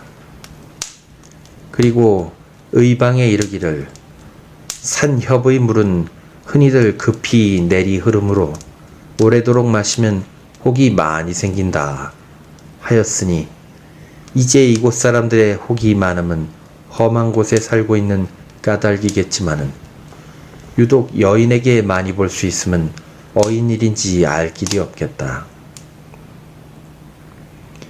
잠시 성 안에서 말을 쉬었다. 시전과 거리가 제법 번화하긴 하였으나 집집마다 문이 닫혔으며 문 밖에는 양각등을 달아 오롱조롱 별빛과 함께 오르내리곤 한다. 때는 이미 밤이 깊었으므로 두루 구경하지 못하고 술을 사서 조금 마시고 곧 나섰다. 어두운 가운데 군졸 수백 명이 나타났다. 이들은 아마 검색하려고 지키고 있는 듯 싶다. 세 겹의 관문을 나와서 곧 말에서 내려 장성의 이름을 쓰려고 패도를 뽑아 벽돌 위에 짙은 이끼를 긁어내고 붓과 벼루를 행탕 속에서 꺼내어 성 밑에 버려놓고 사방을 살펴보았으나 물을 얻을 길이 없었다. 아까 관내에서 잠시 술 마실 때 몇 잔을 남겨서 안장에 매달아 밤샐 때까지 준비한 일이 있기에 이를 모두 쏘아 밝은 별빛 아래서 먹을 갈고 찬 이슬에 붓을 적시어 여남은 글자를 썼다. 이때는 봄도 아니요 여름도 아니요 겨울도 아닐 뿐더러 아침도 아니요 낮도 아니요 저녁도 아닌 곧 금신이 때를 만난 가을에다 닭이 울려는 새벽이었으니 그 어찌 우연한 일일까 보냐. 이에서 또 한 고개를 올랐다. 초승달은 이미 졌는데 시냇물 소리는 더욱 요란히 들렸으며 어지러운 봉우리는 우중충하여 언덕마저 범이 나올 듯 구석마다 도적이 숨은 듯할 뿐더러 때로는 우수수 하는 바람이 머리카락을 나부낀다. 따로 야출 고 북구기에 적은 것이 있다. 물가에 다다르니 길이 끊어지고 물이 넓어서 아득히 갈 곳을 찾을 수 없는데 다만 너덧 허물어진 집들이 언덕을 의지하여 서 있었다. 제독이 달려가서 말에서 내려 손수 문을 두드리며 백천번 거듭 그 주인을 불러 호통쳤다. 나는 그제야 대답하며 문을 나와 자기 집 앞에서 곧 건너기를 가르쳐준다. 돈 500리프로 그를 품사서 정사의 가마 앞을 인도하게 하여 마침내 물을 건넜다.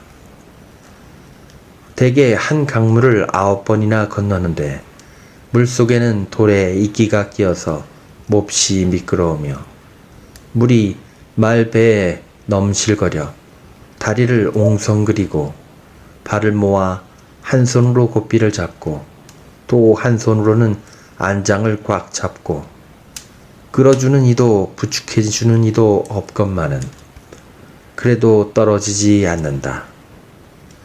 내 이에 비로소 말을 다루는 데 방법이 있음을 깨달았다. 대개 우리나라의 말 다루는 방법은 몹시 위태로운 것이다. 옷소매는 넓고 한삼 역시 길므로 그곳에 두 손이 휘감겨서 고삐를 잡거나 채찍을 드날리려 할 때 모두 거추장스러움이 첫째 위태로움이다. 그런 형편이므로 부득이 딴 사람으로 하여금 견말을 잡히게 되니 온 나라의 말이 벌써 병신이 되어버린다.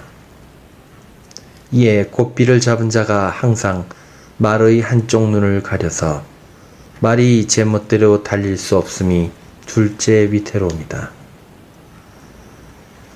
말이 길에 나서면 그 조심함이 사람보다 더하거늘 사람과 말이 서로 마음이 통하지 않으므로 마부 자신이 편한 땅을 디디고 말을 늘 위태한 곳으로 몰아넣으므로 말이 피하려는 곳을 사람이 억지로 디디게 하고 말이 디디고 싶어하는 곳에서 사람이 억지로 밀어버리니 말이 되받는 것은 다름 아니라 항상 사람에게 노여운 마음을 품은 까닭이니 이는 셋째의 위태로움이다.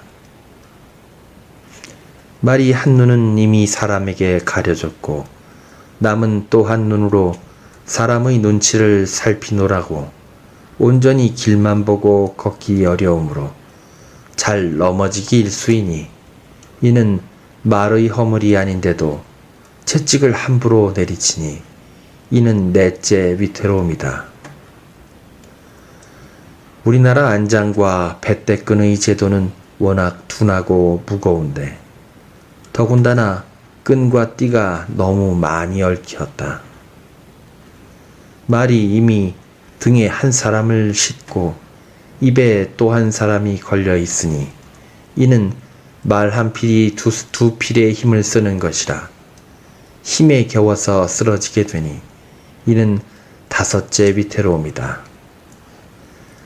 사람이 몸을 쓰매도 바른 편이 왼편보다 나음을 보아서 말 역시 그러할 것임에도 불구하고 말의 옳은 귀가 사람에 눌리어 아픔을 찾을 수 없으므로 할 수 없이 목을 비틀어서 사람과 함께 한 옆으로 걸으며 채찍을 피하려는 것이다. 사람은 곧 말이 그 목을 비틀어서 옆으로 걷는 것을 사납고도 날랜 자태라 하여 기뻐하기는 하나 실은 말의 본정이 아니니 이는 여섯째 위태로움이다. 말이 채찍을 늘 받아오니 그 바른편 다리만이 짝지게 아플 것임에도 불구하고 탄 사람은 무심히 안장을 버티고 앉아있고 견마잡이는 갑자기 채찍질하므로 몸을 뒤쳐서 사람을 떨어뜨리게 하고는 도리어 말을 책망하나 이 역시 말의 본의가 아니니 이는 일곱째 위태로움이다. 문물을 막론하고 벼슬이 높으면 반드시 좌견을 잡히니 이는 무슨 법인지 우견이 이미 좋지 않거늘 하물며 좌견이며 짧은 고삐도 불가한데 하물며 긴 고삐이겠는가. 사삿집의 출입에는 혹시 위의를 갖출 법도 하거니와 심지어 임금의 여가를 모시는 신하로서 5길이나 되는 긴 고삐로서 위엄을 보이려 함은 옳지 않은 일이다. 그리고 이는 문관도 불가한데 하물며 영문으로 나아가는 무장이겠는가. 이는 이른바 스스로 얼굴줄을 찬다는 격이니 이 곧 여덟째 위태로움이다. 무장이 입는 옷을 철릭이라 하는데 이는 곧 군복이다. 세상에 어째 명색이 군복이면서 소매가 중의 장삼처럼 넓단 말인가. 이제 이 8가지의 위태로움이 모두 넓은 소매와 긴 한삼 때문이거늘 오히려 이러한 위태로움에 편안히 지내려 하니 아 슬프구나. 이는 설사 백락으로 바른편에 견마 잡히고 조보로 왼편에 따른다 한들 이 8가지의 위태로움을 그대로 둔다면 비록 준마가 8필일지라도 배겨내지 못할 일이다.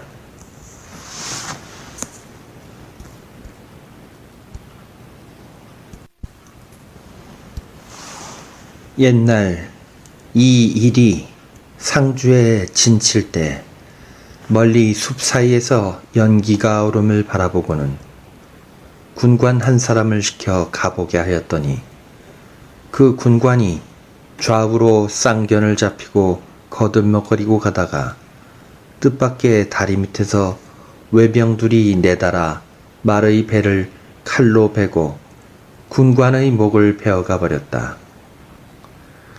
그리고 서해 유성령공은 어진 정승인데 그가 징비록을 지을 때 이 일을 기록하여 비웃었다. 그런데도 그 잘못된 습속을 그런 난리와 어려움을 겪고도 고치지 못하였으니 심하구나. 습속의 고치기 어려움이여. 내 이 밤에 이 물을 건넘은 세상에서 가장 위태로운 일이다. 그러나 나는 말만을 믿고 말은 제 발을 믿고 발은 땅을 믿어서 견마 잡히지 않는 보람이 이와 같구나. 수혁이 주부더러 하는 말이 옛사람이 위태로운 것을 말할 때 소경이 애꾸마를 타고 밤중에 깊은 물가에 섰는 것이라고 하지 않았소. 정말 우리들 오늘 밤 일이 그러하구려 한다. 나는 곧 그게 위태롭긴 위태로운 일이지만 위태로움을 잘 아는 것이라고는 할 수 없소 했다. 그 둘은 어째서 그렇단 말씀이요? 한다. 나는 소경을 볼 수 있는 자는 눈 있는 사람이라 소경을 보고 스스로 그 마음에 위태로움이 여기는 것이지 결코 소경이 위태로운 줄 아는 것이 아니오. 소경의 눈에는 어떠한 위태로움도 보이지 않는데 무엇이 위태롭단 말이오? 하고는 서로 꼴꼴대고 웃었다. 따로 일야 구도하기를 지은 것이 있다.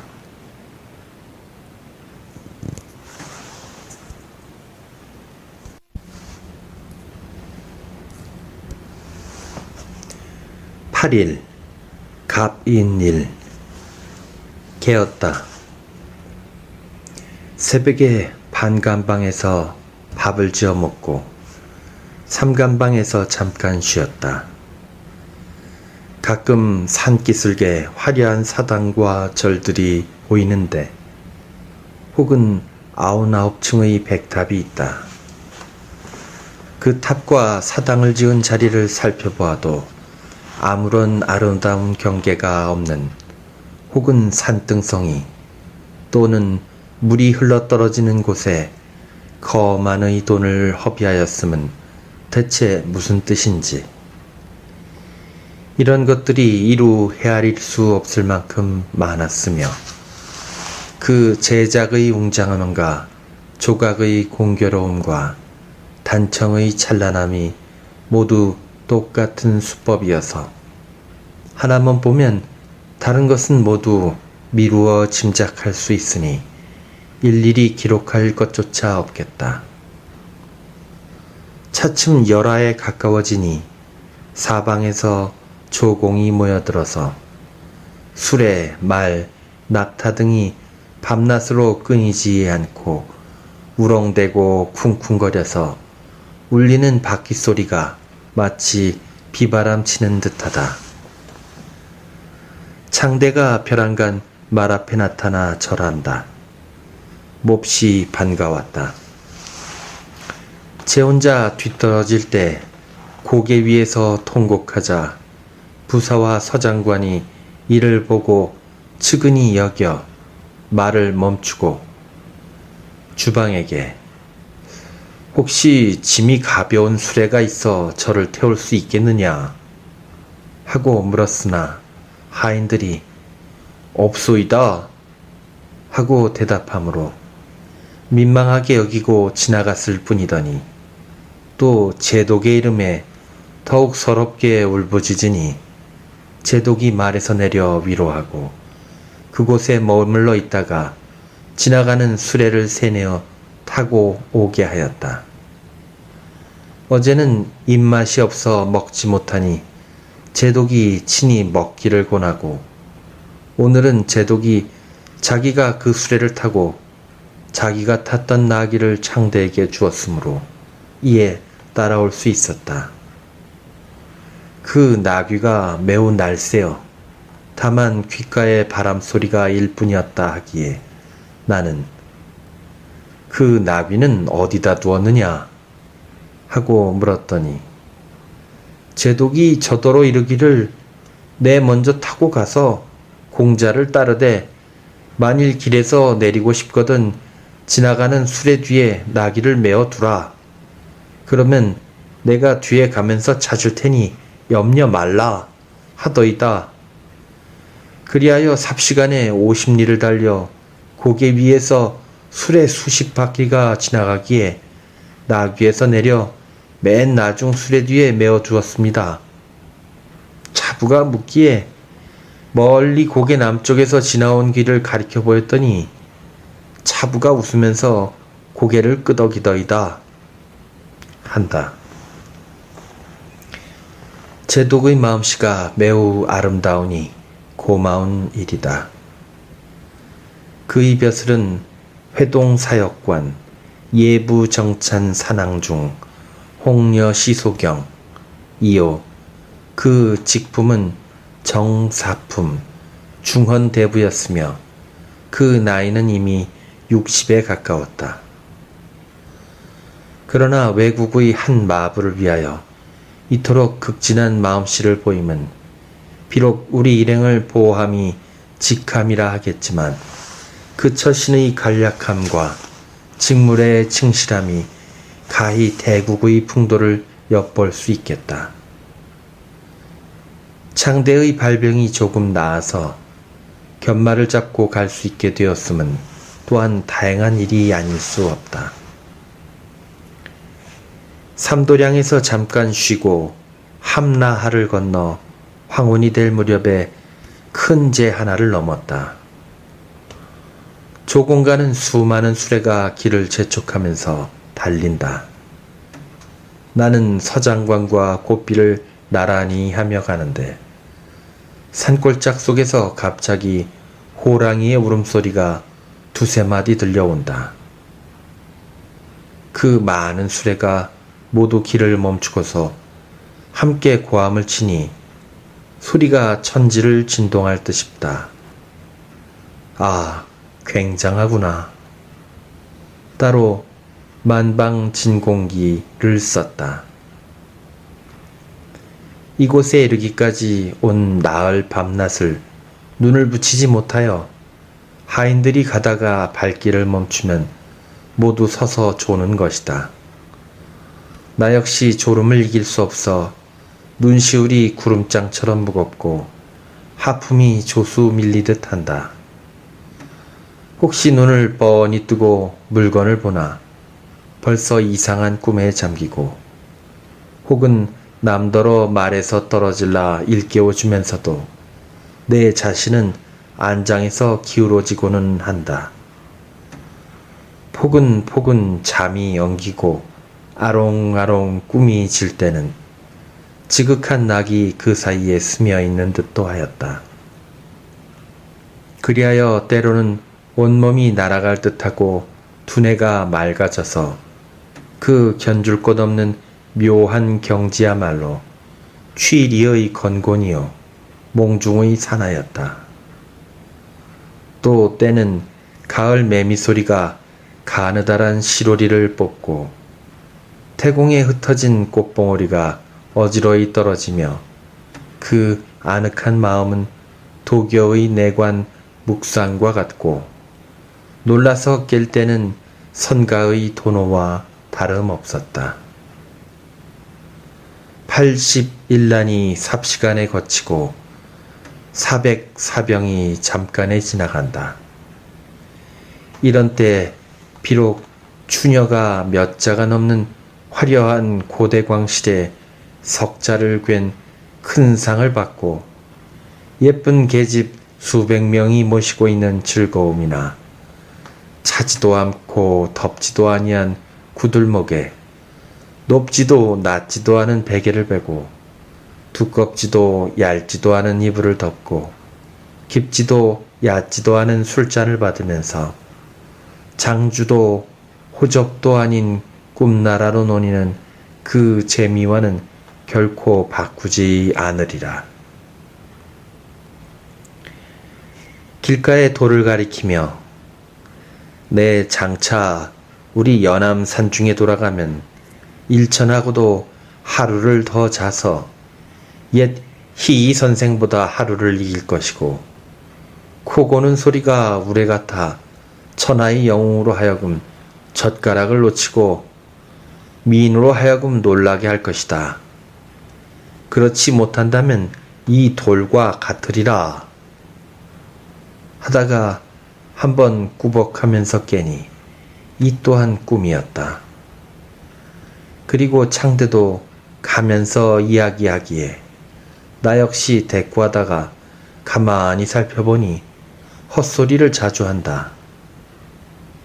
대개 제가 여러 날 동안 줄인 끝에 다시 크게 추위에 떨다가 학질에 걸린 듯 인사를 차리지 못할 지경이다. 이때의 밤은 이미 이경 즈음이다. 마침 수역과 동행하였는데 그의 마부도 역시 벌벌 떨고 크게 앓음으로 함께 말에서 내렸다. 다행히 앞 참이 오리밖에 남지 않았다 하므로 병든 두 마부를 각기 말에 싣고 흰 담요를 꺼내어 창대의 온몸을 둘러싸고 띠로 꼭꼭 묶어서 수역에 마두더러 부축하여 먼저 가게 하고 수역과 더불어 걸어서 참에 이르니 밤이 이미 깊었다. 이곳에는 행궁이 있고 여염과 시전이 극히 번화하였으나 그 참의 이름은 잊었다. 아마 화유구인 듯 싶다. 객점에 이르니 곧 밥을 내어 왔으나 심신이 필요하여 수저가 1000근이나 되는 듯 무겁고 혀는 100근인 양 움직이기조차 거북하다. 상에 가득한 소채나 적, 구이가 모두 잠 아닌 것이 없을 뿐더러 촛불마저 무지개처럼 뻗쳤고 광채가 사방으로 퍼지곤 한다.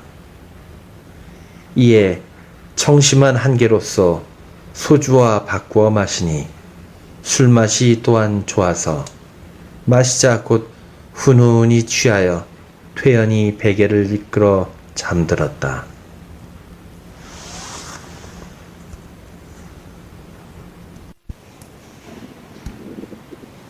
9일 을묘일 개었다. 아침나절 4시에 열하에 들어 태학에 머물렀다. 그날 다굴역에 먼저 떠나서 수역과 동행하였다. 길에서 나나가 건너기 어렵다는 말을 듣고 수역이 오는 사람마다 붙들고 나나의 소식을 물었다. 그들은 모두 옌일에 기다려야 한번 얻어 건널 수 있을 것입니다. 한다. 강가에 이르니 거마가 구름처럼 모인 곳이 무려 1000이며 만인데 물은 넓고 거세어서 흙탕물이 소용돌이 치며 흘러 행궁 앞이 제일 물살이 세다. 나나는 독석구에서 나와 옛 흥주의 지경을 거쳐 북예에 들어가는 것이다. 수경 주에 이르기를 유수는 어융진에 나와서 사야를 거치며 굽이굽이 돌아서 1500리쯤 흘러 장성에 든다 하였다. 겨우 작은 배 너더척이 있다. 사람은 많고 배는 작으므로 건너기 어려운 것이다. 말 탄 사람들은 모두 옅은 물결을 골라서 건너지만 수레는 그리 할 수 없었다. 석갑에서 가마 탄 자 하나를 만났다. 따르는 사람이 10여기요. 4사람이 어깨에 가마채를 메고 오리에 한 번씩 교대하는데 말 탄 사람이 내려서 서로 바꾸어 매곤 하였다. 우리와 앞서거니 뒤서거니 가는데 병부시랑의 행차라 한다. 가마는 녹색 우단으로 가리고 삼면에 유리를 붙여서 창을 내었으나 탄 사람은 늘 깊이 들어 앉았으므로 얼굴은 볼 수 없었다. 모자를 벗어 창 한 구석에 걸어놓고 종일토록 책을 읽고 있다. 어제는 종자를 부르니까 종자가 갑 속에서 책 하나를 꺼내어 바쳤는데 그 제목은 오자연원록이었다. 창 안에서 손을 내밀어 이를 봤는데 그 팔뚝이나 손가락이 옷같이 휘었다. 또 창 안에서 이아익 한 권을 내준다. 그 목소리나 손길이 모두 여인 같다. 이곳에 이르자 가마에서 내리고 가마 안의 책을 꺼내어 종자들이 나누어 품속에 간직하며 그 사람은 다시 말을 타는데 참으로 미남자였다. 미목이 시원하고 몇 줄기 흰 윗수염이 듬성듬성하다. 가마는 휘장을 걷고 종자를 태웠던 말들은 모두 물에 둥둥 떠서 건넌다.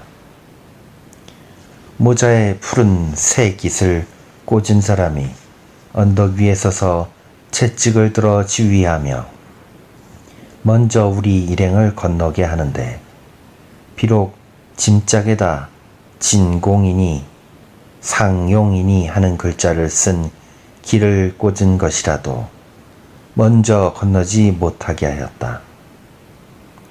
혹시 먼저 뛰어오른 자의 차림새가 관원인 듯하여도 반드시 채찍으로 몰아내어 버린다. 이는 곧 행제 낭중으로 황제의 명을 받들어 이 건너는 일을 간검하는 자이다. 다만 쌍교 넷이 있어 그 크기가 집채만한데 바로 배 안으로 메고 들어가는 것이 마치 무거운 산을 들어서 알을 누르는 듯싶다. 그러하므로 낭중들도 채찍을 거두고 한 걸음 물러서서 그의 날카로운 위세를 피하곤 한다. 그 가마꾼들의 눈에는 하늘도 없고 땅도 없고 물도 없을 뿐더러 사람도 뜨이지 아니하고 외국 사람이야 말할 것도 없고 다만 그가 맨 가마만 있을 뿐이니 알지 못하겠노라. 그 가운데 어떤 보물이 들었건대 가마관이 그처럼 새를 쓸까. 강을 건너 시별이를 가니 환관 셋이 와서 박보수와 더불어 말머리를 대고 몇 마디 수작하고는 곧 말을 돌려 가버린다. 또 한 넷이가 오림포와 나란히 타고 가면서 무슨 이야기를 하는지는 알 수 없으나 오림포가 가끔 낯빛을 변하고 놀라워하는 기색을 보일 때 박보수와 서종현이 말을 달려서 옆을 가면 오림포가 손짓하여 가까이 오지 못하게 하는 것으로 보아 무슨 비밀한 이야기인 듯 싶다. 그 넷이 역시 말을 내려 가버린다. 한 산모롱이를 지나치니 언덕 위에 돌을 깎아 세운 듯한 봉우리가 탑처럼 마주 서 있어서 하늘의 기교한 솜씨를 보이는 듯 높이가 100여 길이나 된다. 그리하여 쌍탑산이란 이름을 얻은 것이다. 연달아 네시가 와서 사행이 지금 어디까지 왔는지 알아보고 간다. 예부에서 태하게 들라는 뜻을 먼저 알리어 왔다. 며칠 동안 산골길을 다니다가 열하에 들어가니 궁궐이 장려하고 좌우의 시전이 심리에 뻗쳐 실로 세북의 한 큰 도회이다. 바로 서쪽에 봉추산의 한 봉우리가 우뚝 솟았는데 마치 다디밋돌과 방망이 같은 것이 높이 100여 길이요 꼿꼿이 하늘에 솟아서 석양이 옆으로 비치어 찬란한 금빛을 뿜고 있다. 강희 황제가 이를 경추산이라 고쳐 이름 지었다 한다. 열하성은 높이 3길이 넘고 둘레가 30리이다. 강이 52년에 돌을 섞어서 얼음 무늬로 쌓아 올리니 이는 이른바 가요문이었다. 인가의 담도 모두 이 법으로 하였다. 성 위에 비록 방첩을 쌓긴 하였으나 여느 담과 다름이 없으며 지나온 여러 고을의 성곽만도 오히려 못하였다. 그리고 이것에 36경이 있다 한다. 한 나라의 옛 요양, 백단, 활렴, 세 고을이 땅이니 한 경제가 이광에게 조칙을 내려 말하기를 장군은 군사를 거느리고 동으로 달려 백단에서 깃발을 멈추라 한 것이 곧 이곳을 이름이다. 거란의 아보기가 활염의 허물어진 성을 고쳐 쌓았는데 세속 사람들은 이를 대흥주라 일렀고 명나라 상우춘이 мя속을 전령으로 몰아서 깨뜨리고 대흥주로 나아가 머물렀다 함은 곧 이곳이다. 지난해에 태학을 새로 지었는데 그 제도는 연경과 다름없었다. 대성전과 대성문이 모두 겹쳐마에 누런 유리기와를 이었고 명륜당은 대성정의 오른편 담밖에 있으며 당 앞 행각에는 일수제, 시습제 등의 편액이 붙어있고 그 오른편에는 진덕제, 수업제 등이 있었다. 뒤에는 벽돌로 쌓은 대청이 있고 그 좌우에 작은 제실이 있어서 그 오른편엔 정사가 들고 왼편엔 부사가 들었다. 그리고 서장관은 행각 별제에 들고 비장과 역관은 한 제실에 모여들었으며 두 주방은 진덕제에 나누어 들었다. 대성전 뒤와 좌우에 둘려있는 별당, 별제들은 이루다 기록하기 어려울 만큼 많고도 모두 화려하기 그지없는데 우리 주방으로 인해 많이 그슬리고 더럽혀졌으니 애석한 일이 아닐 수 없었다. 따로 승덕 태학기를 썼다.